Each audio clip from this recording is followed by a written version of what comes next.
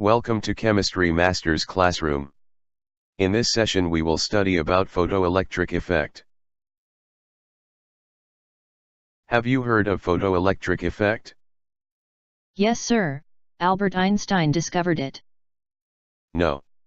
It was first observed by Hertz in 1887. Albert Einstein gave a theoretical explanation for this phenomenon. And Millikan experimentally confirmed Einstein's predictions. Hertz was working with two metal electrodes with a voltage applied across them. He noticed that when ultraviolet radiations fell on the metal electrodes, a change in voltage occurred at the electrodes. Later, other scientists also confirmed this. Since there is a relation between light and electricity, the word photoelectric came up. In 1902, further studies showed that when a metal surface is illuminated, electrons were ejected. Sir, that is why we call it photoelectric effect. Yeah.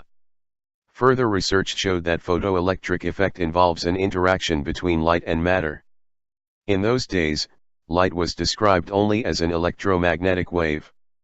Several explanations for the phenomena were put forward based on classical physics, but none was successful. In 1905, Albert Einstein introduced a new theory, in which light is considered as particles, with a definite amount energy. He was able to give a successful theoretical explanation for the experimental observations. The particles of light were later called photons. Sir, what was the role of Millikan? Millikan was cynical about the predictions of Einstein in the beginning. He was also of the opinion that light could be described only as a wave. He carried out a lot of experiments related to photoelectric effect, and in 1914, he confirmed Einstein's predictions in every detail. Hertz was the person who first conclusively proved the electromagnetic waves proposed by James Clerk Maxwell. The unit of frequency Hertz is named after him. Albert Einstein was awarded Nobel Prize in 1921 for his discovery of the law of photoelectric effect, and Robert Millikan was awarded Nobel Prize in 1923 for his work on elementary charge of electricity and on photoelectric effect. Saying jokingly, Einstein would not have been awarded Nobel Prize if Millikan were not there. Why, sir? For awarding Nobel Prize for a theoretical scientific discovery, it should be confirmed by observational data. Millikan experimentally proved Einstein's theoretical predictions. Oh, that may be the reason why Stephen Hawking was not awarded Nobel. Yeah. In 1920 Albert Einstein predicted about gravitational waves in space. But it has been proved only recently. The 2017 Nobel Prize for Physics was awarded for this discovery. Sir, could we expect a Nobel for Hawking after about 100 years? Probably not. Because Nobel Prize could not be awarded posthumously.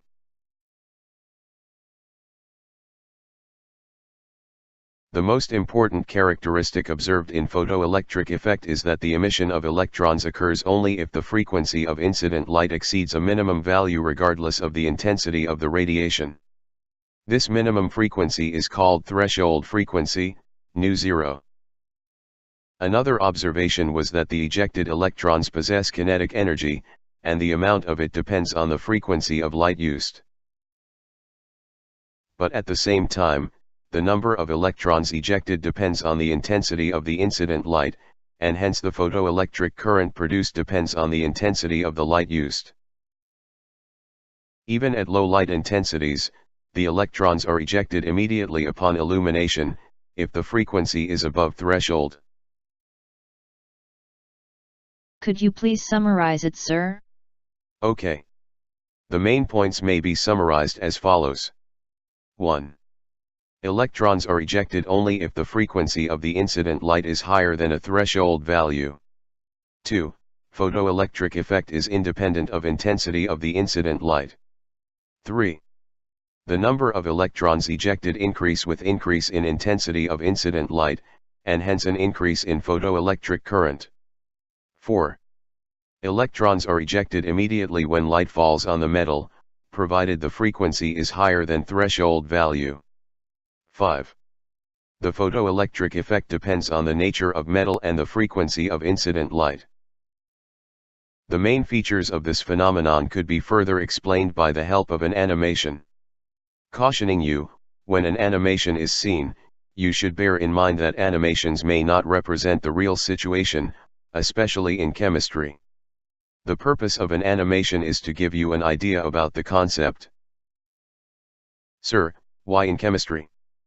In chemistry, we deal with microscopic particles such as electrons, protons, atoms, molecules, etc. Their behavior is entirely different from particles we have any direct experience of. In fact, we cannot call them particles, but we don't have a suitable alternate word. The picture shows the experimental setup for photoelectric effect. In the vacuum chamber, a piece of potassium metal is made into cathode and near that a curved anode is placed. The circuit includes an electric bulb, glowing of which will indicate current flow. First, let's shine the potassium plate with low-intensity red light. The bulb doesn't glow. This means no photoelectric effect is produced. Now let's increase the intensity of radiation and see what happens. Still the bulb is not glowing. Okay, what is your conclusion from these observations? Red light is not capable of producing photoelectric effect even if its intensity is increased. This means, the incident radiation does not have the necessary threshold frequency to initiate photoelectric effect.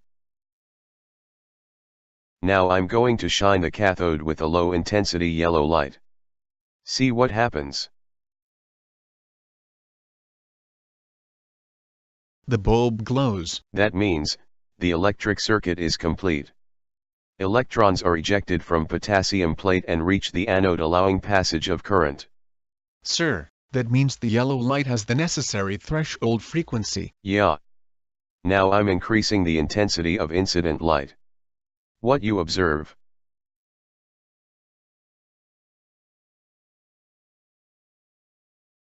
The bulb becomes brighter. What may be the reason? When we increase the intensity of radiation, more photoelectrons will be ejected and hence there is an increase in photoelectric current. Instead of yellow light, if we use blue light, will it produce photoelectric effect? Definitely. The photoelectric effect occurs when light shined onto a metal surface causes the ejection of electrons from that metal. Only certain frequencies of light are capable of ejecting electrons from a given metal surface.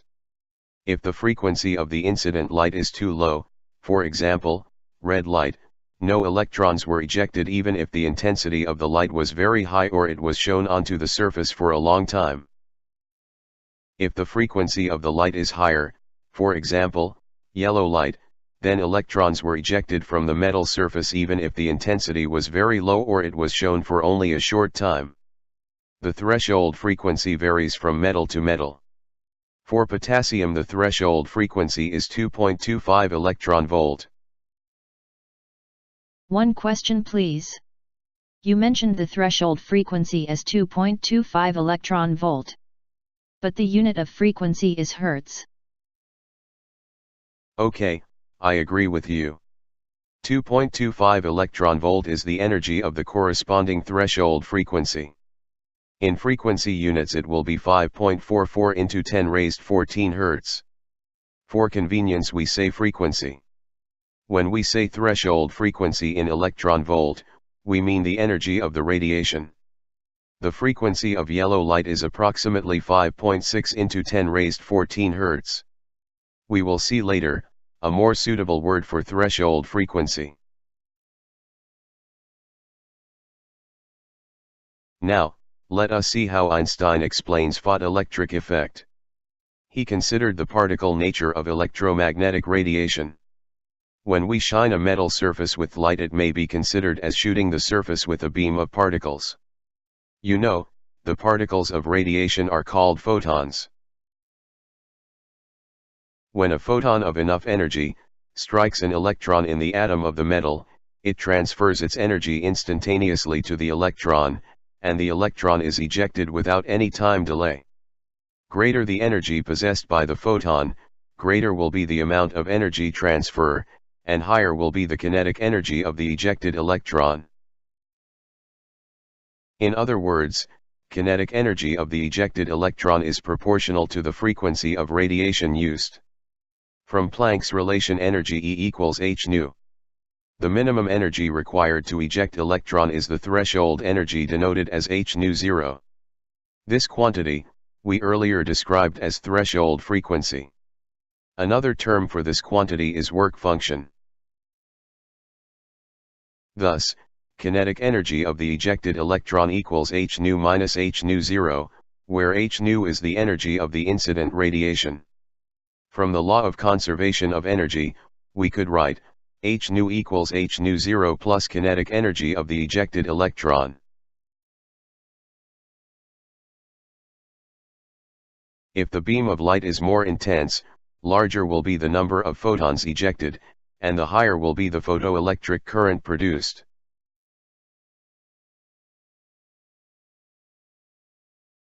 It is possible to visualize some of the concepts in photoelectric effect, using the following simple analogy. We have an L-shaped hollow tube fitted in a slanting position.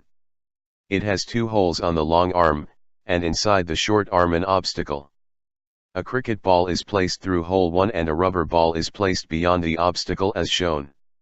Well, can you say what does the cricket ball and rubber ball represent when we consider photoelectric effect? The cricket ball represents a photon and rubber ball represents an electron on the metal surface. Look. Now I'm releasing the cricket ball in hole 1. See what happens. The cricket ball hits the rubber ball and the rubber ball bounces. Okay. The cricket ball, being massive, hits the rubber ball, which is lightweight, and it bounces. But the cricket ball doesn't have enough momentum to bounce the rubber ball away from the tube. Tell me, this is analogous to which situation in photoelectric effect? Probably, the massive ball could be a photon of red light and the rubber ball, an electron in potassium metal. Agreed. As we have seen earlier, red light is not capable of initiating photoelectric effect on potassium. Now I'm going to introduce the cricket ball through the second hole of the tube. See what happens. The yellow ball is just thrown out of the tube. This could be compared with the yellow light. The photons of yellow light have just the required amount of energy to initiate photoelectric effect. That is, yellow light has the necessary work function. Finally, we are introducing the cricket ball through the upper end of the tube. See what happens. The rubber ball is thrown away from the tube, with a great amount of kinetic energy, to which situation this is analogous. Okay. Here, we can assume that we are using a higher frequency radiation, say, blue light. Its frequency is much higher than the threshold frequency for potassium. When such a photon collides with an electron on the surface of potassium metal, the excess amount of energy greater than that of work function will be utilized for increasing the kinetic energy of the ejected electron. The work function values for metals vary. This is because of the difference in their ionization energy values. The graph shows approximate work function or threshold frequency values for some metals.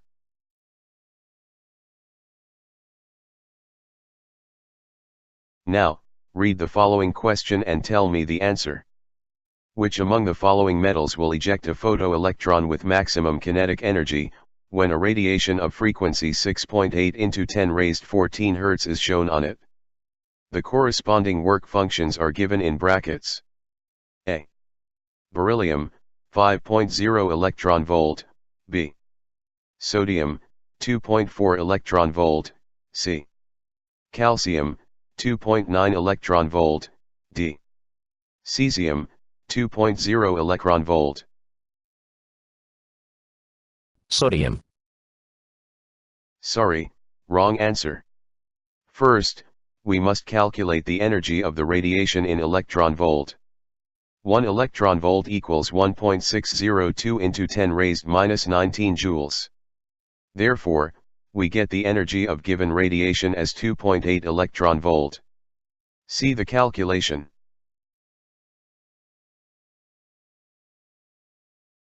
So beryllium and calcium will not eject photoelectrons as their work function, or threshold energy is greater than 2.8 electron volt. Both sodium and cesium will show photoelectric effect at this frequency.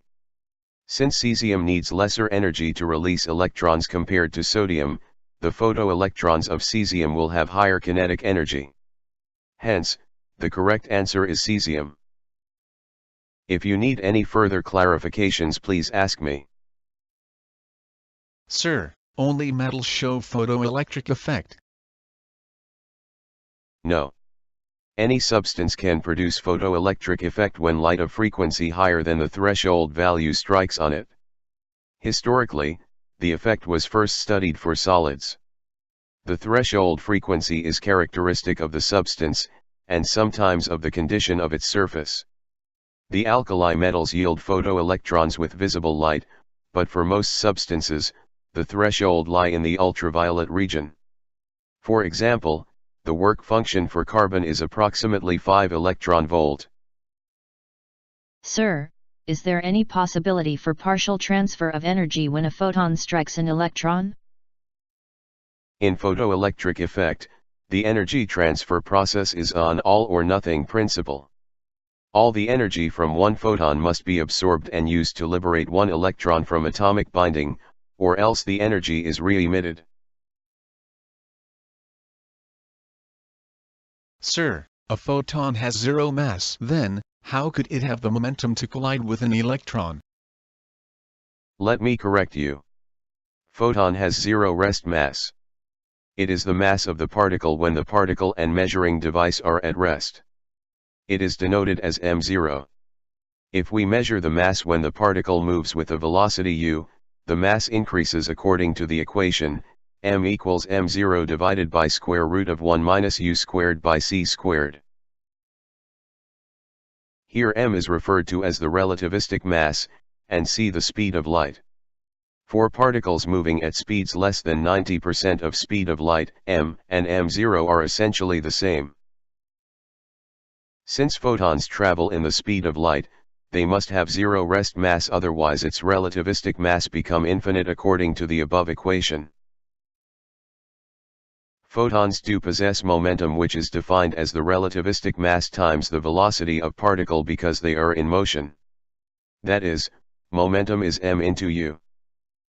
From Einstein's theory of special relativity, a particle's energy and momentum are related by the expression shown here. For photons traveling with speed of light, the rest mass is zero. Hence the above equation becomes. Thus, photons possess momentum, and it is this momentum that is transferred to an electron in collision. In all collisions between photons and electrons, momentum is conserved. Sir, how the work function values for different metals are determined? By reversing the current in the circuit, shown earlier, we can stop the photoelectric emission. The voltage applied is called stopping voltage Vs.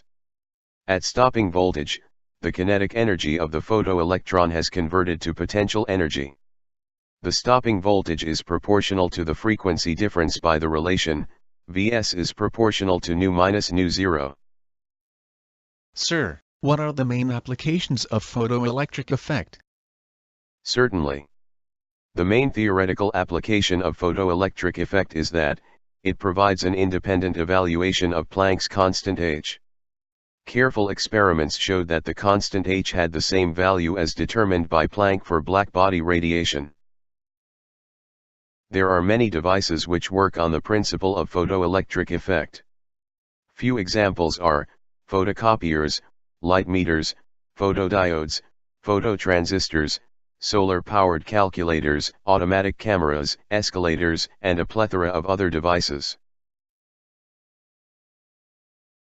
We conclude this session with those words written by Einstein about the particle nature of electromagnetic radiation. In fact, it seems to me that the observations on blackbody radiation, photoluminescence, the production of cathode rays by ultraviolet light and other phenomena involving the emission or conversion of light can be better understood on the assumption that the energy of light is distributed discontinuously in space. According to the assumption considered here, when a light ray starting from a point is propagated, the energy is not continuously distributed over an ever-increasing volume, but it consists of a finite number of energy quanta, localized in space, which move without being divided and which can be absorbed or emitted only as a whole.